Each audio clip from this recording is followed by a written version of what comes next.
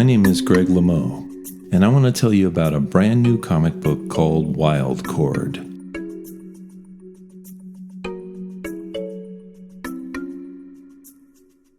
Making comic books is a lot of fun, but the process is even more enjoyable when you're working with a team of talented artists.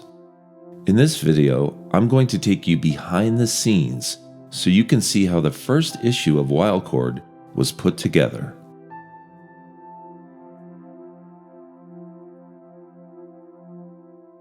I wrote and produced Wildchord, and the artwork was developed by a small group of artists, including Johnny Bond, who drew the comic, Riri Yoshizawa, who inked it, and John Paul Trinidad, who did the coloring.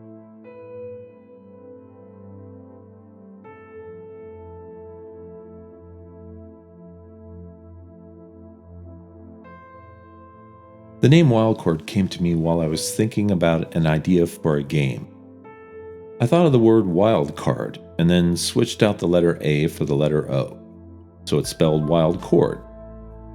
At first, I considered making a game with a bunch of electrical cords that were scattered across the screen like a puzzle, and each cord had to be plugged into the correct outlet.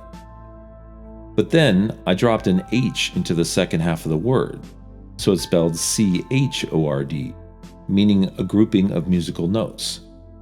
This led me to think of a fantastic musical chord that could only be produced by a musician who played in a wild and unrestrained style. I imagined a young girl who was passionate about playing music but had no musical training. Because she played purely by intuition, she didn't follow any musical conventions. This would make her a powerful figure in a land where everyone else followed the standard rules of music.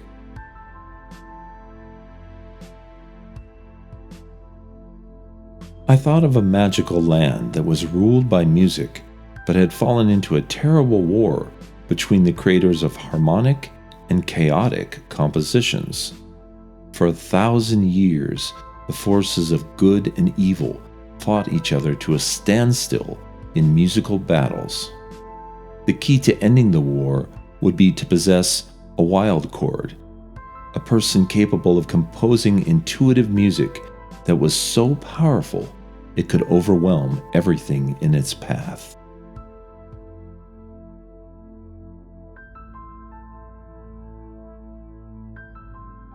It occurred to me that this idea would work well as the plot for a comic book, so I began to outline the script for the first issue of Wildchord.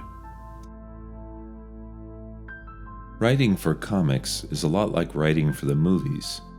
You create a script that contains detailed information about plot, settings, action, dialogue, and the emotions your characters experience. In addition, you can make notes regarding how the style of the comic pages will help communicate the necessary information to the reader.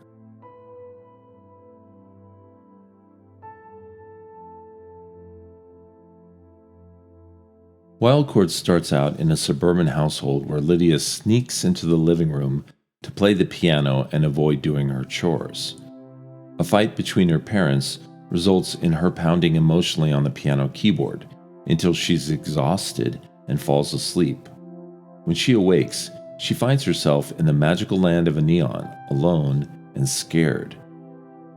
The rest of the story focuses on Lydia's fantastic musical journey to find her way home.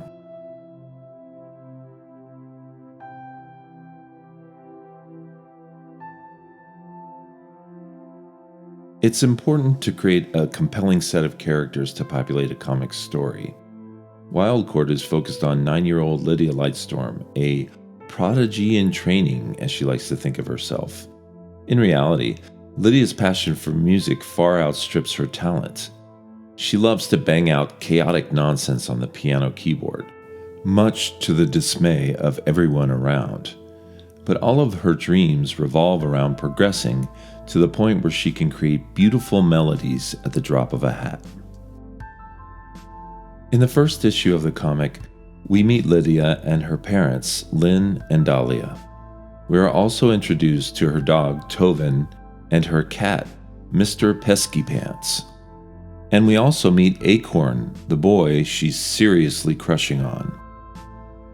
In future issues, Lydia will encounter a friendly penguin named Boots, who will become her companion and guide as she travels through the mysterious land of Aeon.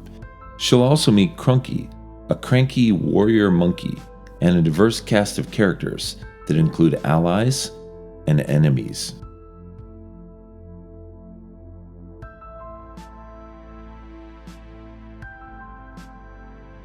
After the script for a comic is completed, an artist develops a series of sketches called pencils, which visually describe the actions of the story and the characters' reactions to events. The next step is to redraw the sketches as black outlines, a process known as inking. Next, the inked drawings are colored and shaded. And finally, lettering, word balloons, and special effects are added to complete the comic pages.